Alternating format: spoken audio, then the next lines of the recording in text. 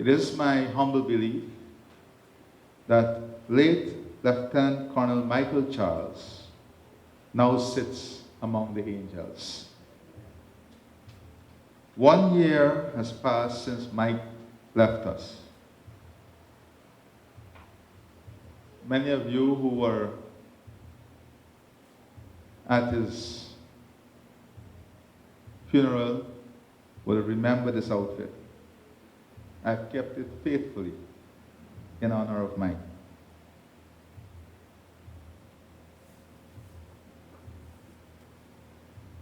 On this, the first anniversary of the passing of Mike, it still finds us, the family and the nation, grappling with pain, grief, and disbelief. Time may have passed, but the void he left in our hearts and in our nation remains profound. Mike was humble in spirit, but mighty in heart. He was patriotic, and that was his highest form of love. He was patriotic. And that national patriotic fervor that guided his life was also reflected on how he was patriotic in a different sense to his mother and his family.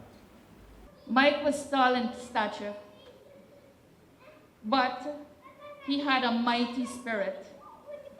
His voice was powerful, and he used to fight for what he believed in: truth, honesty, and justice.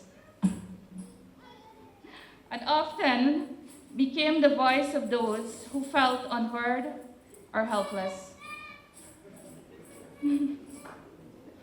As we move forward, let us carry Mike's spirit with us. Let us embody the values he held dear and honor his memory by continuing to spread the light and love he brought into our lives. Together, we will keep his memory alive and cherish the moments we shared and the love he gave us. May we find peace in our sorrow and strength in our unity as we say goodbye. A year ago, we lost 5 great men. Brigadier Gary Beaton, Colonel Michael Shabut, Lieutenant Colonel Michael Charles, Lieutenant Colonel Sean Welcome, and Warrant Officer Jason Tan. We had 2 survivors. All of us are touched differently. But as a chief of defense staff, I give that instruction for them to go on that mission. I have my moments to reflect on this. And I know if I had to do it again, that instruction would still be issued, because these are men of uniform, men that are committed to their duty.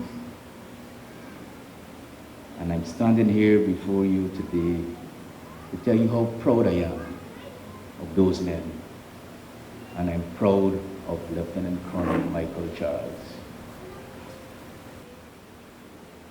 The book is in the making because this man has served exceedingly well. He might not wear the uniform all the time, but wherever he is, he wears the uniform in his heart. He showed the love from a personal point of view and also for country. And that is what officers are made of. I had the privilege and opportunity to fly with Mike for many years.